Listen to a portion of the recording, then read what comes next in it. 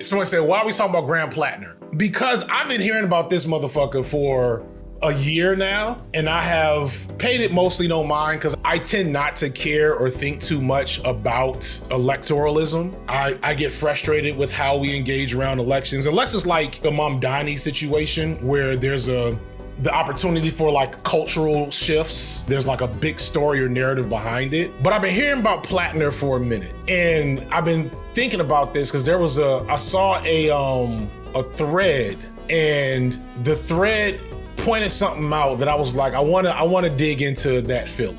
Because if I'm not mistaken, Graham Platner's a bit of a problem. Graham Platner is a bit of a problem greatly due to his past. And he's running for Senate in Maine? So the Nazi tattoo, the military shit. And I'm like, okay, what I'm interested in is like why he became such a story. Like, what is it about him that made it so he became a contentious figure in leftist politics, aside from being white, which, always helps. So I haven't actually watched, I literally don't even know what his voice sounds like. So let's see. As a good son of Maine, one of my heroes is a kind of daughter of Maine, Frances Perkins. Her family had been in Maine for generations.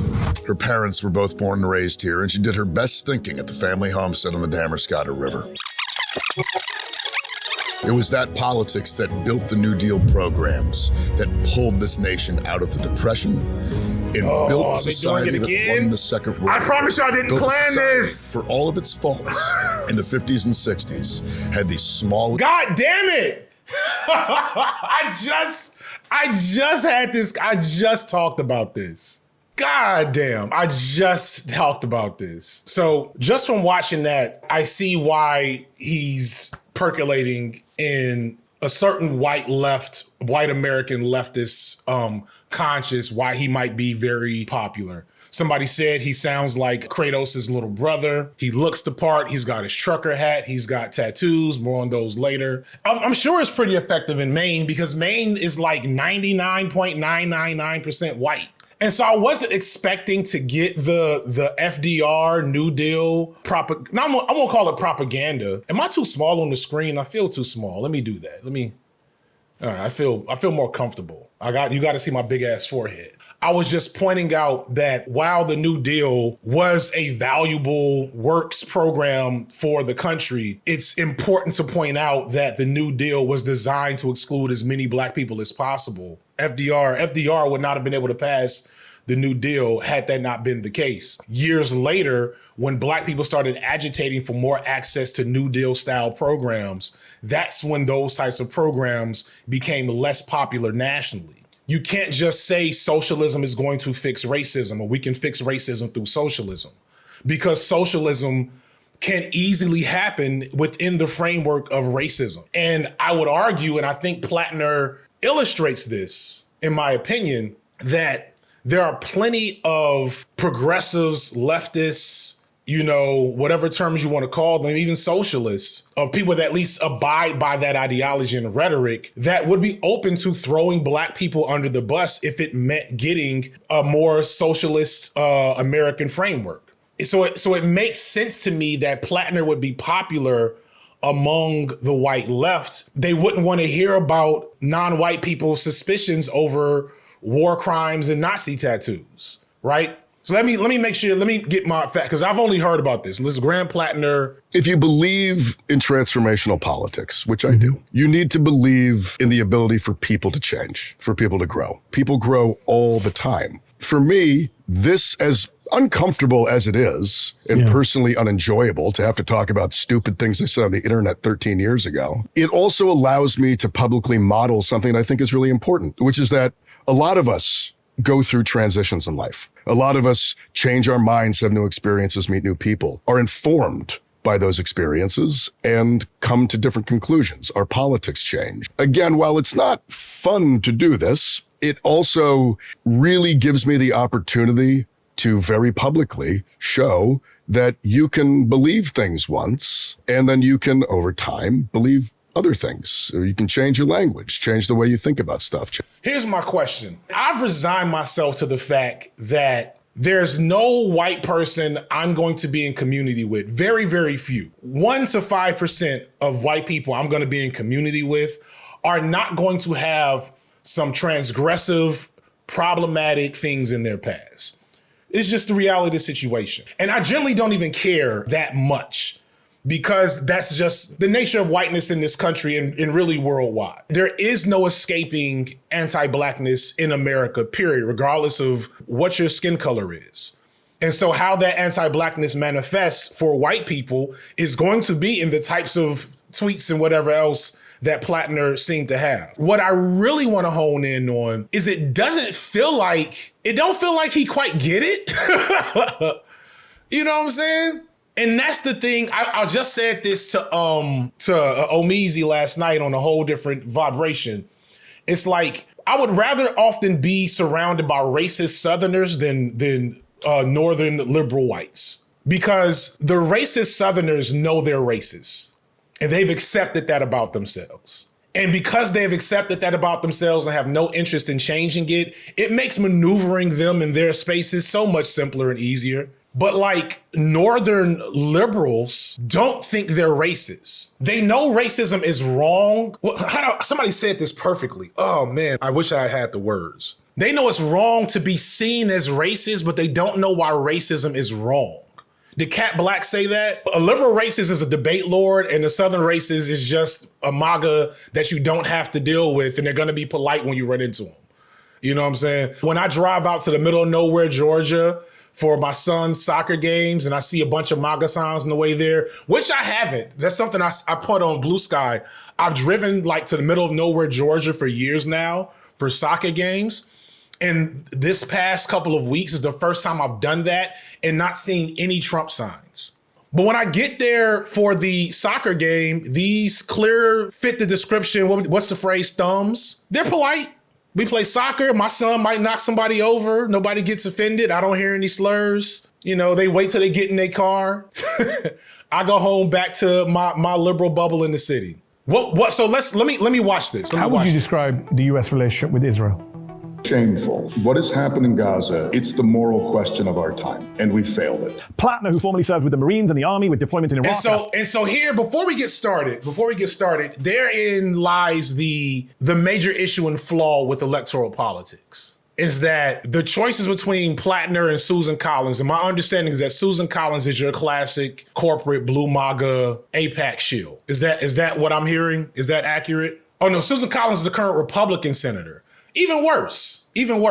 White mom Republican, that sounds dangerous. But like, I wanna endorse Butch Ware for governor of California. I've talked to Butch a couple times, and the nature of our current political situation puts us in a position where we have to go with either giant douche or turd sandwich. We gotta go with Graham Platner or Susan Collins. And in California, if I'm not mistaken, one of the governor candidates just had to drop out because he's a sex pest. And when you look at Butch, right? Butch's Green Party, I've had my critiques of Green Party. I talked to him about that when we did our podcast a couple of months back. But at a certain point, we're talking about injecting, even if it's not your favorite flavor or Pokemon of leftist ideology, if we're not injecting that directly into the political reality, if we're not like confronting the duopoly with candidates that can make some noise,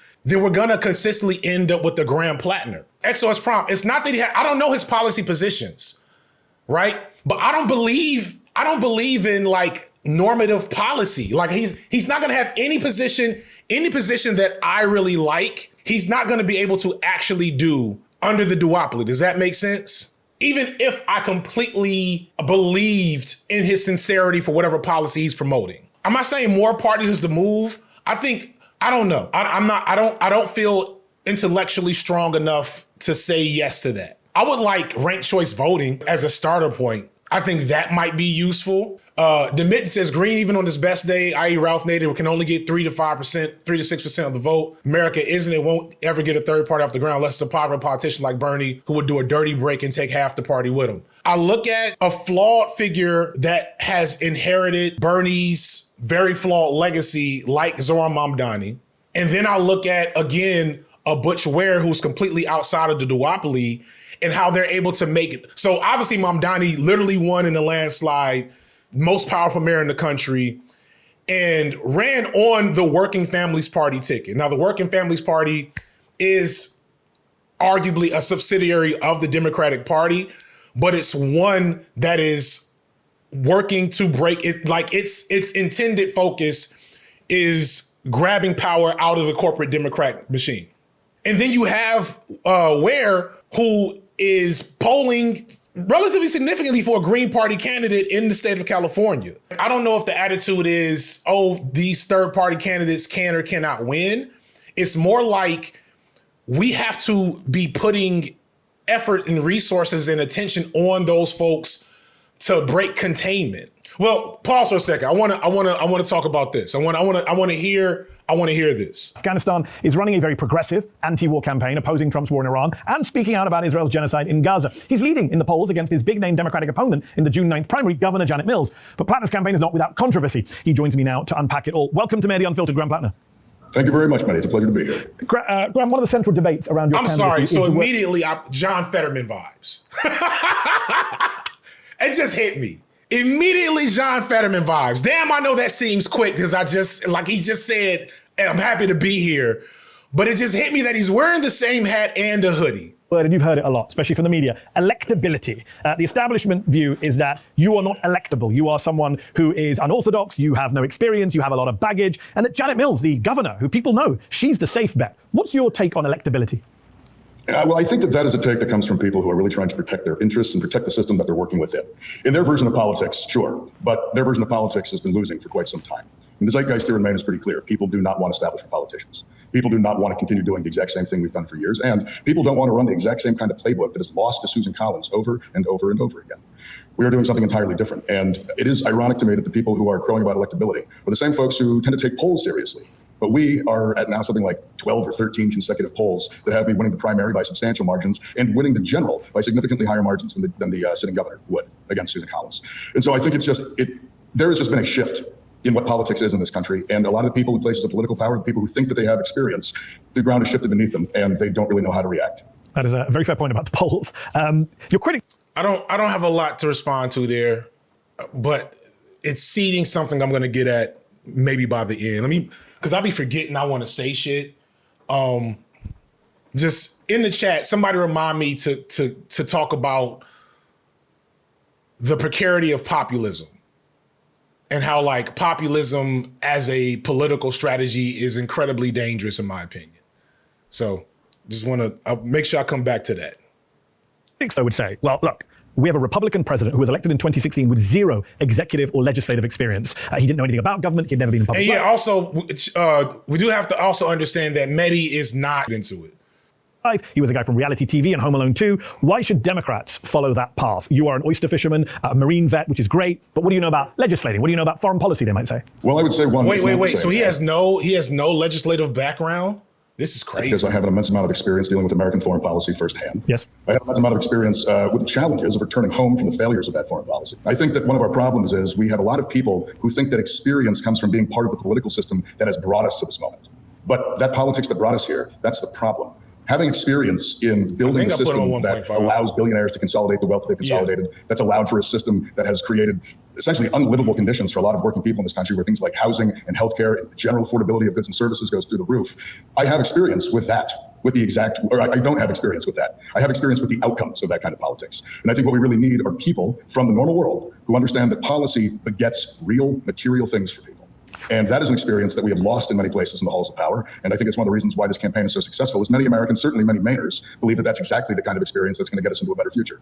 That's undeniably true that politics and Congress does not reflect the real world or real people. So how, aside from what I think is the obvious, and I'm not going to say it as to not get complaints from the id poll police that will pop up on my page, why did he become popular? What was the inception for this? He came out strong against Israel. Dark woke, but I guess I need to go and do more research because I'm so confused as to like how, but there's a lot of the things y'all are saying, I feel like probably describe a lot of people nationwide. Who's his opponent? You said Janet Mills. This is who he's running against. people and working people, and clearly you've been popular because of that. I'm not going to pretend I don't share your politics. I do. Everyone knows that. When I watch your race, though, forgive me, I cannot forget the John Fetterman race. John Fetterman was someone I supported in his primary. I supported him in the general. When he was being attacked by Republicans after his health issues, after his stroke, I defended him. And now you look at John Fetterman, and he is a genocidal, warmongering, Trump-loving Senate Democrat, refuses to go against the filibuster and all sorts of other things he promised to be a vote on. Much of the story around John Fetterman was a bit of a story. He had been trying to get into politics for quite some time. Yes. I really was just an oyster farmer, and the extent of my political ambitions was being the harbor master in my town of 1,000 people. The reason I'm doing this is I do have a theory of power in which the U.S. Senate has an extremely important function. I think because it was built to be a place of power for elites to hold back working class power, but that actually makes it a unique target to build working class power because the bang for your buck with Senate seats is pretty spectacular. So when did he start listening to Chapo Trap House? Because he's using a lot of the slang terminology. He's using a lot of the key words. And so at what point did that happen? Majority Report. And this is no shade, because the same thing happened to me in the last, 10 years, right? It's 2026. In 2016 was when Obama left office. So I went through a political awakening of sorts process, but I also don't have a Nazi tattoo. So I need to understand that transition. He said, prove it. I have one tattoo and it says Illmatic. And Illmatic is Swahili for kill Whitey. What do you make of the comparisons between you and Zoran Mamdani? I think the comparisons are at this point primarily just because anybody who's doing something outside of the normal realm of politics with any kind of populist message for working class people, we're all going to get lumped together. I think the mayor and I's backgrounds are intensely different. Yes.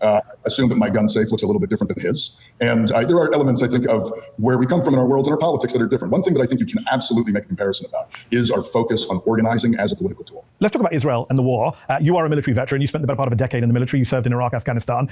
Is that what made you anti-war?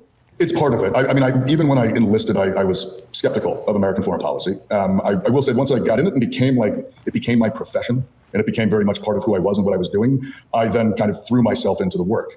When I left after my fourth deployment, that was when I really began to look back and recognize that everything, and it was on my fourth deployment to Afghanistan, there was a moment where I was like, we are not doing what we... But let me understand. After his fourth deployment, he then also went back to be a Blackwater mercenary? Because that's the thing. Yeah, I don't get that. I don't like harping on soldiers too tough. I may hit up Westside Tyler about that, but I've heard Westside Tyler explain his transition, but I don't think Westside Tyler was ever a mercenary though. It feels like a significant line. I'm gonna have to do a lot more. I gotta do some independent research on this first. Let me see. We're not going to win this war. I don't even know what winning this war looks like. I don't think anybody knows that's running this war knows what winning it looks like.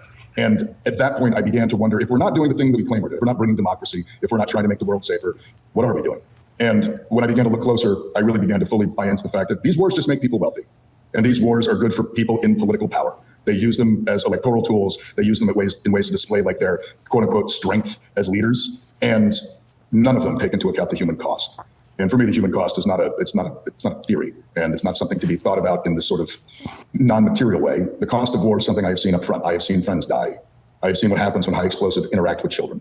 It's an awful thing. All right. Does he ask him about the tattoo? And since you said you and I speaking about any of this, the biggest single controversy of your campaign, which is not going to go away if Susan Collins has her way, is a tattoo you got in 2007 that you've since had covered up of a skull and crossbones that resembled a very infamous Nazi symbol. You said you had no idea about the connection, saying, quote, I absolutely would not have gone through life having this on my chest if I knew that. When exactly did you find out that the tattoo on your chest could be a Nazi tattoo or seen as one? All right, 3 or 4. So here's the first question I need to know. Does he still have the tattoo? No, he got it covered. Okay. I just want to check. Because we can eliminate shit easy right there. He covered it up. I got that tattoo with some other Marines when we were on shore leave in Croatia in 2007. And then I had it for 17 years. I went through 2 security clearances. I re-enlisted in the United States Army, got screened for gang and hate tattoos. And then I went to work for the State Department on the ambassador's. That should tell you something. I joined the American military, and they didn't seem to have any issue with my Nazi tattoo. What do you make of that? Where I got a top secret clearance and also got screened. Never came up. I took my shirt off in front of my extended Jewish family the entire time. I would not have done that if I thought I had some obviously recognizable white supremacist or Nazi symbol. Perfectly reasonable, especially the security checks. So why then did a former top official in your campaign, Genevieve McDonald, your former political director, tell The Guardian last year, while he may not have known what his tattoo meant when he selected the image, it's not plausible he remained ignorant of its meaning all these years? I don't know why she said that. She was only on the campaign for a little over a month and would not have known anything about things I would have known. You talked to him about your tattoo resembling a Nazi symbol. Well, I believe they actually reported on a Jewish Insider investigation, which had spoken to one anonymous person who, when they claimed they knew me, it was years. They said they knew me from when I worked at a bar, from years I didn't even work at that bar. Okay. And so you're denying that allegation, just to be clear. Oh, yeah, absolutely. It also came out after the story broke. So, you know, it's... Just on the bigger picture, I can understand what you're saying, and I'm hearing your denials and the point about your extended Jewish family. It makes sense. And you're a progressive, so people are giving you a lot of leeway because they like your policy platform. But surely you would admit, if you were a Republican who had been found with that tattoo on your chest, people, progressives, Democrats, would be losing their minds, wouldn't they not? Well, I think if I had that tattoo and had displayed at any point in my life any affinity for fascism or bigotry or racism, then that would absolutely be something to connect. Thing is, in all of my Reddit posts, if you read through them, they've been out there since October, every single one of them. It's fairly clear that I have been long an opponent of fascism, bigotry, and racism. Sometimes with language that people say is too extreme, even though, I don't know, fighting fascism seems like something we should all be dedicated to. So 6 Mil says his Reddit stuff is multiple years old. Where it's fully judgmental stuff he claims to have reform from. I'm gonna try to give the most dispassionate, non-kayfabe take here, because I'm anti-kayfabe in the online left these days. I'm anti-kayfabe. At best, he would be Manchin, Cinema, or Tulsi Gabbard.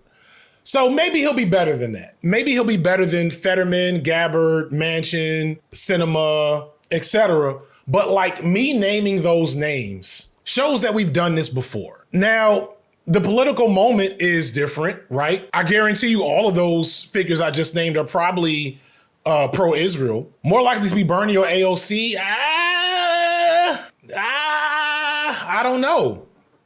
I do not know, right? And I'm not gonna say I do not care. What I am gonna say is, would it be better for the country to have one less Republican senator? Yes. I'm not gonna act like that's not true.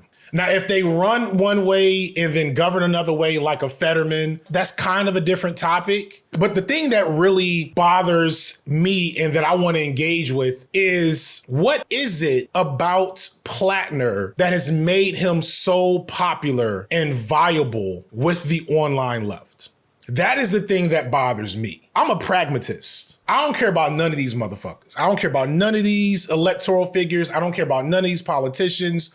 Every one of them is an op as soon as they run for office, in my opinion. They may have good policies, they may govern well, they may be good for their city, but the way I feel, they're all ops as soon as they run for office until proven otherwise. And so I will show up and I will vote for whoever I think best serves my interests and the interests of the people I care about. I will show up and I will vote, but I will never stand, I will never promote, and I will never endorse unless it's Butch Rare for California, governor of California.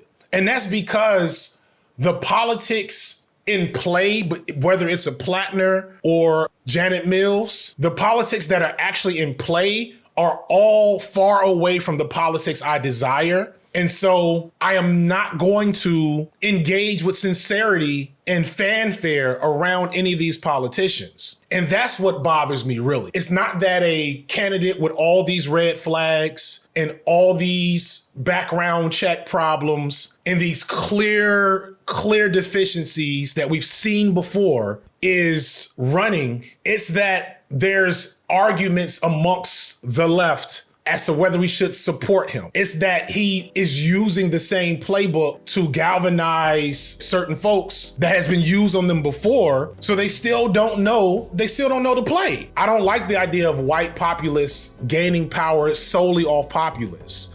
I know people like to disabuse the idea that there were Trump voters who were once Bernie Sanders voters, but that was a thing. Outside of the obvious Medicare for All, and the biggest reason he popped off was how aggressively he stood against both Israel and the general militarization of American foreign policy. And that's a big reason why the majority report continued to back him and Hassan backed him, because he was really one of the first to do it, and that includes current elected people. Okay. At least that explains the come up. So basically, the most flawed figure possible was also the first person to come out as anti-war and anti-genocide, and anti-imperialist. Still sketchy. I don't trust it. Word's my tattoo. I don't trust it.